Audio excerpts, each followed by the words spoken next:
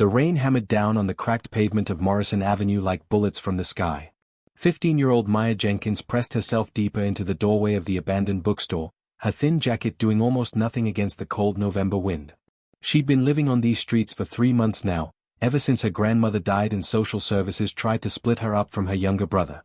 She'd grabbed Tommy and run, choosing uncertainty over separation. Tonight, Tommy was safe at the youth shelter 2 blocks away, eating a hot meal while Maya kept watch over their meager belongings hidden in a trash bag behind the dumpster. The screech of tires cut through the sound of rain. Maya's head snapped up just in time to see the motorcycle skid across the wet intersection, sparks flying as metal scraped asphalt. The bike tumbled and twisted, and the rider separated from the machine in a horrifying arc. He hit the ground hard, rolling 3 times before coming to rest in a crumpled heap near the sidewalk. The motorcycle slid another 20 feet before slamming into a parked car, setting off an alarm that wailed into the empty night. Maya's heart thundered in her chest. Every instinct screamed at her to stay hidden, to avoid attention, to protect herself. Getting involved meant questions, police, maybe even being sent back into the system. But the man wasn't moving.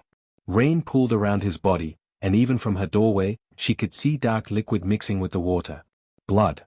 She counted to 10, waiting for someone else to emerge from the buildings, for a car to stop, for anyone else to take responsibility. The street remained empty. The bike alarm continued its desperate cry, but no lights flickered on in the apartments above. In this neighborhood, people had learned to mind their own business. "Damn it," Maya whispered, shoving her bag deeper into the shadows. She pulled her hood up and ran toward the fallen rider, her worn sneakers splashing through puddles. As she got closer, her stomach twisted. The man was dressed head to toe in expensive gear, leather jacket with armor panels, high-end helmet, boots that probably cost more than she'd seen in her entire life. Rich people didn't crash motorcycles in this part of town. They didn't even drive through here. She dropped to her knees beside him, rain instantly soaking through her jeans. His helmet visor was cracked, and she could see his face partially through it. He looked maybe 40, with dark stubble and skin that was too pale. His breathing came in shallow, rattling gasps. "Sir? Can you hear me?" Her voice sounded small against the storm. She'd taken a first aid course at school last year, back when she had a school to go to. She tried to remember what the instructor had said about motorcycle accidents. Don't move the victim. Check for breathing. Call for help. Her fingers trembled as she reached for the phone she didn't have. She'd sold it weeks ago for food money. The man's jacket pocket bulged with the outline of a phone, but she hesitated. Taking something from an unconscious person felt like crossing a line she couldn't uncross, even if it was to help him. Then she saw the blood pooling faster beneath his leg, and the decision made itself. She unzipped his jacket pocket and pulled out the sleek phone, her fingers leaving muddy prints on the screen. No password. She dialed 911 with shaking hands. 911, what's your emergency? There's been a motorcycle accident on Morrison Avenue, near 5th Street. The rider is unconscious and bleeding badly. Please hurry.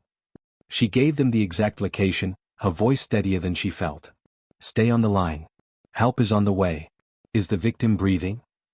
Maya pressed her fingers to his neck like she'd learned, feeling for a pulse through his collar. It was there, weak but present. Yes, but barely. There's a lot of blood coming from his leg.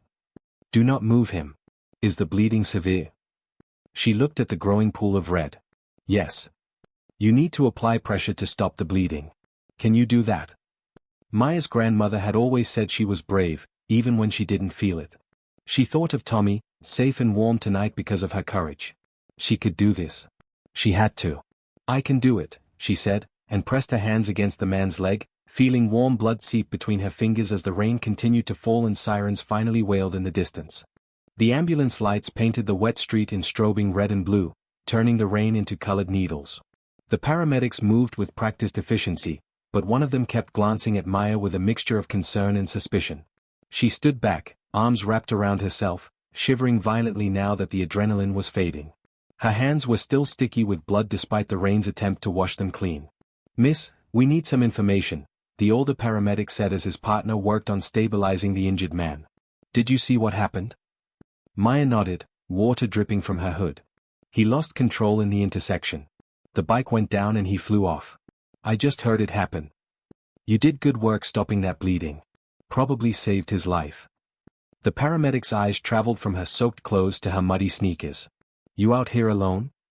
The question hung heavy with implication. Maya's jaw tightened. I was walking home from my friend's house. Before he could probe further, the other paramedic called out, "We need to move now." His crashing. They loaded the stretcher into the ambulance with urgent speed. The older paramedic turned back to Maya. "Listen, the police are going to want a statement. You mind coming to County General?" Every fiber of her being screamed to run, but something stopped her. Maybe it was the man's grey face as they lifted him into the ambulance. Maybe it was her grandmother's voice in her head, reminding her that doing the right thing wasn't always easy. "Okay," she heard herself say. The ambulance ride passed in a blur of radio chatter and medical jargon she didn't understand. At the hospital, organized chaos erupted as they wheeled the man through sliding glass doors. Doctors and nurses swarmed, barking orders, cutting away his expensive gear. Maya stood frozen in the corner of the trauma bay until a nurse gently guided her out. "You can't be in there, honey. Let's get you cleaned up and checked out." "I'm fine," Maya insisted, but the nurse was already leading her down a hallway to a small room with a sink and cabinets. "You've got someone's blood all over you. Hospital policy. We need to make sure you didn't get cut." The nurse's tone was kind but firm. She helped Maya wash her hands, the water running rust-red in the sink, and did a quick examination. "You're lucky. No injuries." She handed Maya a set of hospital scrubs. "Your clothes are soaked through. Put these on before you catch pneumonia." Maya changed mechanically, her mind stuck on the image of the man's too pale face. The nurse left her in a small waiting area with a cup of terrible vending machine coffee. 20 minutes later, a police officer arrived, young and professional, asking the same questions the paramedic had. Maya stuck to her story, gave her statement, and watched the officer's pen scratch across his notepad. "You got a number where we can reach you if we have follow-up questions?" "I lost my phone," Maya said, which wasn't technically a lie. The officer studied her for a long moment, and Maya was sure he could see right through her. But he just nodded and handed her a card. "You did a brave thing tonight. If you remember anything else, call that number." After he left, Maya sat alone in the waiting room, surrounded by strangers clutching their own worries. She should leave, get back to Tommy, forget this whole night happened. But her legs wouldn't move. She kept seeing the blood, feeling the flutter of the man's pulse under her fingers. An hour passed. Then two. The automatic doors kept opening and closing, bringing in the sick and the worried. Maya was about to force herself to stand when a woman in an expensive coat came through the entrance, flanked by two men in dark suits. She was maybe 60, with silver hair and the kind of posture that suggested she'd never doubted herself in her entire life. "Where is he?" she demanded at the reception desk. "Where's Marcus Thornton?" The nurse checked her computer. "Are you family?" "I'm his mother, Victoria Thornton." Even Maya, who hadn't seen a newspaper in months, recognized that name. Thornton Industries. Tech billionaire. One of the richest families in the country. The man she'd saved wasn't just rich. He was unconsciously, impossibly wealthy. Victoria Thornton turned, surveying the waiting room with sharp eyes that missed nothing.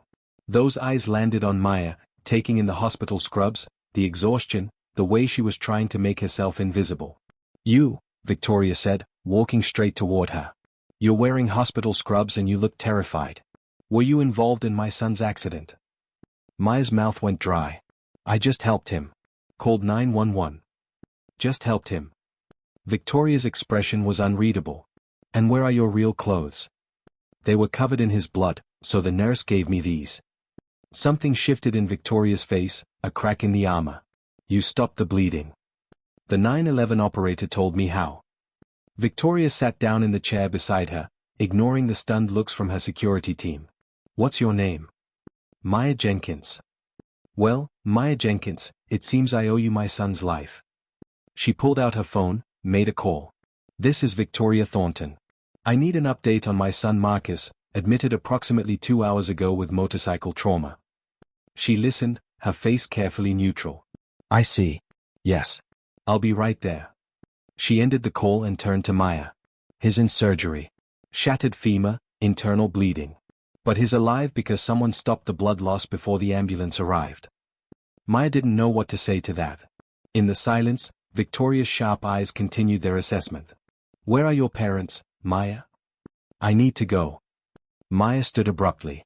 "Wait." Victoria stood too, and there was something in her voice that made Maya pause. "I know that look. I know what it means when a teenager is wearing hospital scrubs at 3 in the morning with nowhere to go. I started with nothing myself. Whatever your situation is, you don't have to run. Maya's throat tightened.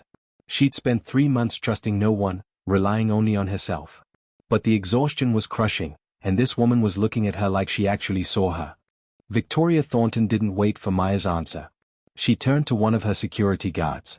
James, get the car. And call my assistant. Tell her to prepare the guest suite. She looked back at Maya, her expression softening just slightly. Come with me. We'll talk about this properly. I can't, Maya said, panic rising in her chest. I have to get back. My brother, she caught herself too late. Victoria's eyebrows rose. Your brother. How old? Maya's hands clenched into fists at her sides. She'd said too much, revealed too much. But something about Victoria's steady gaze made the lies feel impossible to hold on to. 10. He's at the youth shelter on Maple Street. They close at 6 in the morning, and I need to be there to walk him to school. I see. Victoria checked her watch. It's 3:30 now. My son won't be out of surgery for another 2 hours at least. James, change of plans. We're going to Maple Street. Mrs. Thornton, I don't think, the security guard began. I'm not asking. Her tone left no room for argument. She turned back to Maya. You're going to collect your brother. Then you're both coming with me. We're going to have breakfast, and we're going to have a conversation about how you ended up on the streets when you should be worried about homework and football games. Maya's defenses went up immediately. We're fine. We don't need charity. No, Victoria agreed. You don't need charity.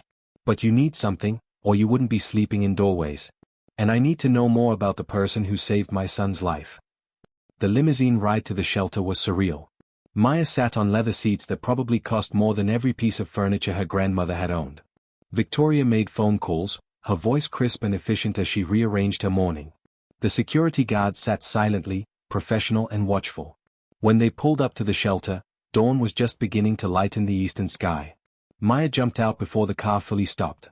Wait here, she said, and hurried inside. Tommy was asleep on one of the cots, his face peaceful for once. Maya shook him gently. Hey, Bug. Time to wake up.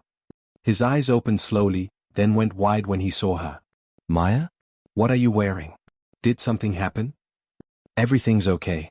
But we need to go. I'll explain on the way. Go where? Just trust me. She helped him gather his backpack, signed him out with the night attendant, and led him outside. His jaw dropped when he saw the limousine. Maya, what the hell? Language, she said automatically, then almost laughed at the absurdity of worrying about his language right now. Get in. I promise I'll explain everything. Victoria greeted Tommy with the same assessing look she'd given Maya, but her voice was gentler. You must be the brother. I'm Victoria Thornton. Your sister saved my son's life tonight. Tommy looked between them, confused and wary. Is this real? As real as it gets, Maya said quietly. They drove to a restaurant that wasn't open yet, but the staff unlocked the doors when they saw Victoria. Apparently, being a billionaire meant the world bent around your schedule.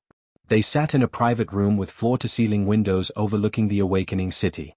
Food arrived without them ordering: eggs, bacon, pancakes, fresh fruit, juice, coffee. Tommy's eyes went wide, and despite his confusion, he started eating like he hadn't seen food in days. Which, Maya realized with a pang of guilt, was closer to the truth than she wanted to admit. Victoria waited until they'd both eaten before she spoke. Tell me your story. All of it. The truth. Maya's first instinct was to lie, to protect herself and Tommy. But something about the way Victoria asked, without pity or judgment, made her want to tell the truth. So she did. She told her about their grandmother raising them after their mother died of an overdose and their father disappeared. She told her about the cancer that slowly stole their grandmother away, about the hospital bills that took the house, about the social workers who wanted to put them in separate foster homes. They said Tommy was young enough for a good placement, but I was almost 16. They'd put me in a group home. We'd never see each other. Maya's voice cracked. He's my brother. He's all I have. I couldn't let them separate us. So you ran, Victoria said. So I ran. I've been keeping us fed, keeping Tommy in school. I was going to figure out a permanent solution. I just needed time. Victoria was quiet for a long moment, her coffee cup cradled in her hands. My son Marcus, she finally said, is brilliant. Reckless, stubborn, impossible sometimes, but brilliant. He built half of Thornton Industries from the ground up, took chances nobody else would take. Last night, he was testing a new motorcycle he'd invested in, some startup company making electric bikes. He insisted on testing it himself in real conditions, despite everyone telling him it was dangerous.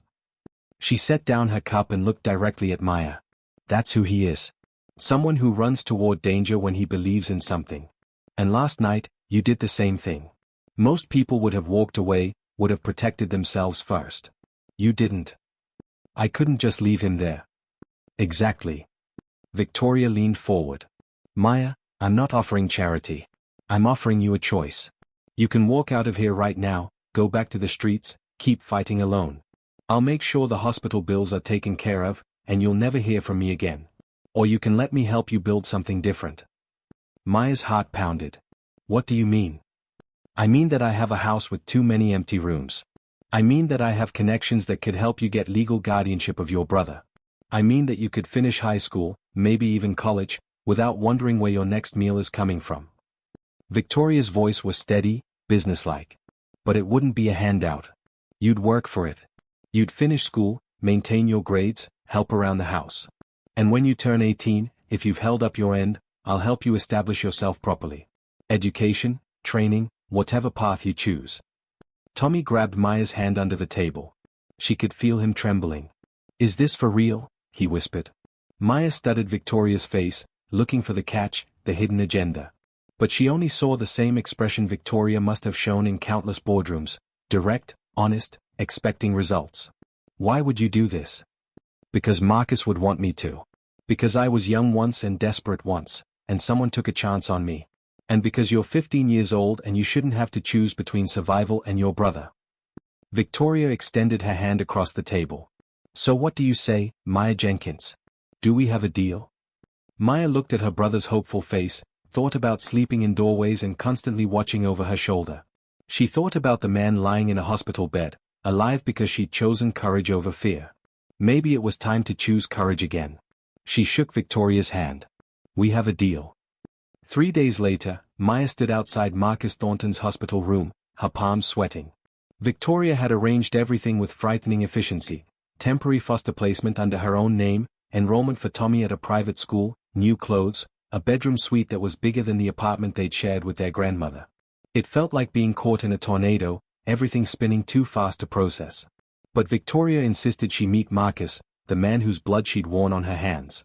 He's been asking about you, she'd said that morning over breakfast. He wants to thank you himself. Maya pushed open the door. The room was filled with flowers and cards, monitors beeping softly. Marcus Thornton lay propped up in bed, his leg elevated in a complex brace. He looked better than the last time she'd seen him, color in his face, eyes alert. He was younger than she'd thought, maybe late 30s, with the kind of features that probably made people underestimate him. You must be Maya, he said, his voice rough but warm. The girl who saved my life while I was being an idiot. You weren't being an idiot, Maya said automatically, then caught herself. Okay, maybe a little bit of an idiot. Who tests motorcycles in the rain? He laughed, then winced. Fair point. I deserve that. He gestured to the chair beside his bed. Please, sit. I've been wanting to meet you properly. Maya sat stiffly, unsure what to say to a billionaire she'd seen bleeding on the street. Marcus seemed to sense her discomfort. My mother told me about your situation, he said gently. About you and your brother. That took guts, running away to stay together. It was stupid, Maya muttered. I should have found another way. Maybe. But you did what you thought was right, and you kept your brother safe. That's not stupid. That's brave. He shifted slightly, adjusting his position. I heard you're staying at the house now. Your mom is being really generous. Too generous, maybe. My mother doesn't do anything without a reason, Marcus said with a knowing smile. She sees something in you. Trust me, Victoria Thornton doesn't offer her home to just anyone. She's testing you, in her way. Seeing what you're made of. And what if I fail the test? Then you fail. But I don't think you will. He paused, studying her. Can I tell you something? When I was 18, I dropped out of college to start my first company. Everyone said I was crazy, that I'd lose everything. My mother was the only person who believed in me. She gave me $50,000 and told me she'd give me 6 months to prove myself. What happened? I lost it all in 4 months. He grinned at her shocked expression. Every penny. But you know what my mother said? She said, well, at least now you know what doesn't work. Let's figure out what does. She gave me another chance. And another. She taught me that failure isn't the end, it's just information. Maya absorbed this, seeing Victoria Thornton in a new light. She's tough. The toughest. But fair. If you work hard, if you're honest, she'll move mountains for you. But if you lie or slack off, she'll cut you loose without a second thought. Marcus's expression grew more serious. Maya, I know this situation feels overwhelming. You went from the streets to a mansion in 3 days. That's a lot to process. But here's my advice, take it one day at a time. Go to school. Take care of your brother. Let yourself be helped for once. I'm not used to depending on people. I know. But there's a difference between dependence and partnership. My mother isn't doing this to make you dependent on her. She's investing in you, the same way she invested in me. She expects a return on that investment, not money, but success, growth, becoming the person you're capable of being. A nurse came in to check Marcus's vitals, giving Maya a moment to think. When the nurse left, Marcus continued. Look, I'm going to be stuck in this hospital for another week at least, then in physical therapy for months. I'm going to be bored out of my mind. Would you be willing to visit sometimes? Tell me how things are going? Maya was surprised by how much the offer meant to her. Really? Really? You saved my life, Maya. That creates a bond, whether we like it or not. Besides, I'd like to know the person my mother has decided to invest in. Over the next 2 weeks, Maya fell into a rhythm. She'd wake up in a bed that felt too soft, eat breakfast with Victoria who read the financial news and asked probing questions about Maya's plans for the day, then take the private car to school with Tommy. The school was overwhelming at first, kids with expensive phones and designer clothes, teachers who actually seemed to care whether students understood the material. Maya kept her head down, worked hard, and slowly began to believe this might be real. She visited Marcus 3 times a week. He was easy to talk to, asking her opinion about business ideas, telling her stories about his failures and successes. He treated her like an equal, not a charity case, and that made all the difference. You know, he said during one visit, I've been thinking about that electric motorcycle. The one that crashed. The company is struggling, and most investors are pulling out because of the accident. Are you going to pull out too? I'm actually thinking about doubling down. The bike didn't fail, I was pushing it too hard in bad conditions. The technology is sound. He looked at her thoughtfully. What do you think? From a business perspective, is it smart to invest more in something that put me in the hospital? Maya thought about it, the way he taught her to think about business decisions. If the product is good and the problem was user error, then the negative publicity is temporary. Once you're recovered and can show the bike works safely, the company could actually benefit from the story. CEO believes in product so much is investing more after his own accident. That's powerful. Marcus grinned. See? You've got good instincts. Ever think about business school? I'm just trying to finish regular school first. Fair enough. But think about it. The world needs more people who can analyze risks honestly and make tough calls. That night, Victoria called Maya into her study. The room was lined with bookshelves and dominated by a massive desk. Victoria sat behind it, looking every inch the powerful CEO. Sit down, Maya. We need to talk about the next steps. Maya's stomach clenched. This was it. Victoria had realized she'd made a mistake, was going to send them back. But Victoria's words were different than she expected. I've been working with lawyers on your situation. Getting legal guardianship of your brother is going to be a process, but it's possible. You'll need to show stability, consistent housing, income potential. The court will want to see that you can provide for him long-term. But I'm only 15. For now. But in 8 months, you'll be 16, and in 2 years, you'll be 18. We're playing the long game here. Victoria pulled out a document. This is a formal agreement. If you maintain AB average or higher, if you follow the house rules, if you show responsibility and growth, I will support you through college. In return, you'll work for Thornton Industries during summers and breaks, learning the business from the ground up. When you're established, you'll have the tools to take custody of your brother legally. Maya stared at the paper, her vision blurring. Why are you doing this? Victoria's expression softened slightly. Because Marcus was right about something he said in the hospital. You have good instincts. You make hard choices when necessary. And because I believe in investing in potential. You're raw and untrained, but you've got something most people never develop, the ability to act under pressure without freezing. She pushed the paper forward. This is a real opportunity, Maya. But it's also a real commitment. Think carefully before you sign. Maya thought about Tommy, sleeping soundly in a safe bed for the first time in months. She thought about Marcus, who treated her like her opinions mattered. She thought about her grandmother, who'd always said Maya was destined for something more. She picked up the pen and signed her name. 2 years passed like the turning of pages in a book Maya hadn't known she'd been writing. She turned 18 on a Tuesday in March, celebrated with Tommy and the Thorntons in a low-key dinner that felt more like family than any gathering Maya could remember since their grandmother died. Victoria gave her a leather portfolio with her name embossed in gold.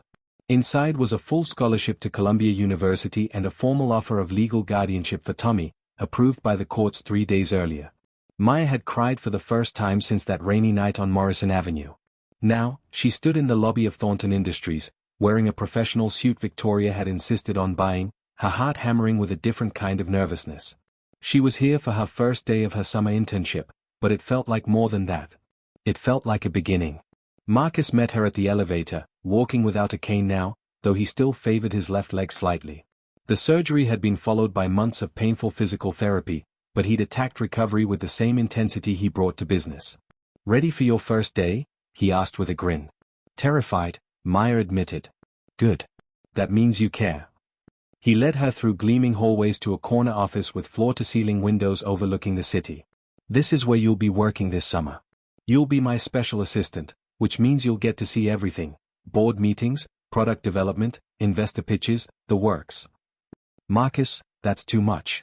I don't know anything about running a company. Not yet. But you will. He handed her a tablet loaded with files. Your first assignment is to analyze these 3 startups we're considering investing in. I want a full report by Friday on which one you think has the most potential and why. Maya scrolled through the files, feeling overwhelmed but also exhilarated. You're actually going to listen to what I think. I've been listening to what you think for 2 years. Your instincts have been right more often than wrong. He leaned against the desk. Maya, let me tell you something. When I was lying on that wet street, bleeding out, I had a lot of time to think during those few seconds of consciousness. I thought about all the things I'd accomplished, all the money I'd made, all the deals I'd closed. And you know what? None of it mattered. What mattered was whether someone would care enough to stop and help. Anyone would have done the same thing. But they didn't. You did.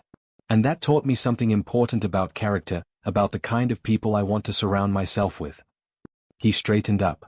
This company makes millions in profit every year. But what's it all worth if we're not using it to invest in the right things? You're one of those right things, Maya. The summer flew by in a blur of meetings and presentations. Maya absorbed everything like a sponge, staying late to read reports, asking questions that sometimes stumped the executives. She discovered she had a talent for seeing patterns others missed, for asking the questions nobody else thought to ask. Victoria watched from a distance, offering guidance when Maya asked but mostly letting her figure things out herself. Tommy thrived too, growing taller and more confident. He joined the robotics club at school and started talking about engineering programs. At dinner one night, he looked at Maya and said, "Remember when we were sleeping in that doorway? Sometimes I can't believe this is real." "It's real," Maya assured him. "We made it real." In August, Marcus called Maya into his office.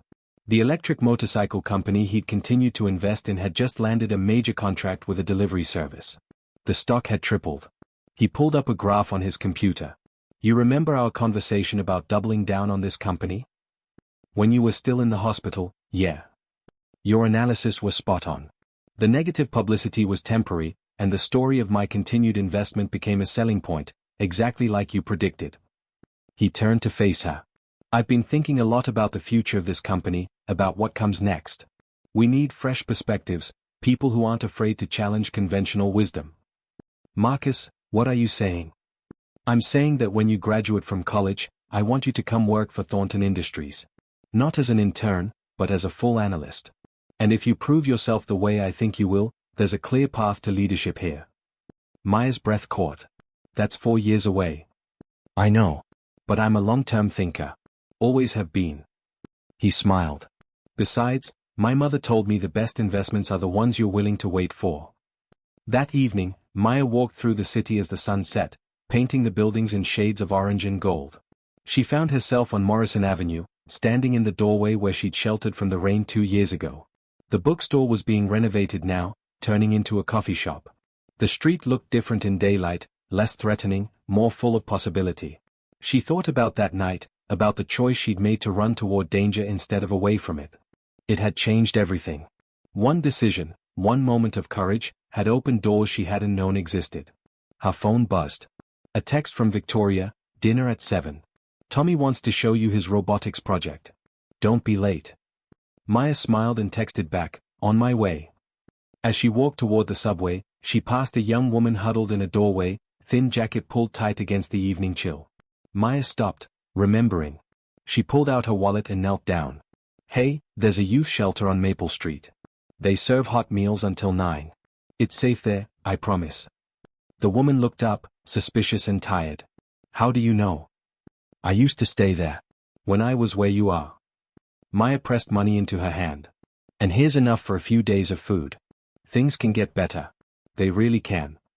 She walked away before the woman could respond, before she could see the tears starting to form. Maya had learned from Victoria that sometimes the best way to say thank you was to pay it forward. The subway rushed her through the tunnels beneath the city, carrying her toward home, toward family, toward a future she was building one choice at a time. She thought about Marcus, recovered and stronger. She thought about Tommy, safe and thriving. She thought about Victoria, tough and brilliant, who'd taken a chance on a homeless girl bleeding hope on a rainy street. Most of all, she thought about herself, not the girl she'd been, desperate and afraid, but the woman she was becoming. Strong. Capable. Ready. The train emerged from the tunnel into the fading light, and Maya watched the city spread out before her, full of possibility and promise. She'd started with nothing but courage and a brother to protect. Now she had a future, an education, and a family that had chosen her as surely as she'd chosen them. She pulled out her phone and scrolled to the photo Tommy had taken last week, the three of them, Maya, Tommy, and Victoria, laughing at something Marcus had said. It was her phone's wallpaper now, a reminder of how far they'd come. The train pulled into her stop. Maya stood, shouldered her bag, and stepped onto the platform. She had a robotics project to see and a family waiting for her. And for the first time in her life, when she thought about tomorrow, she felt nothing but hope.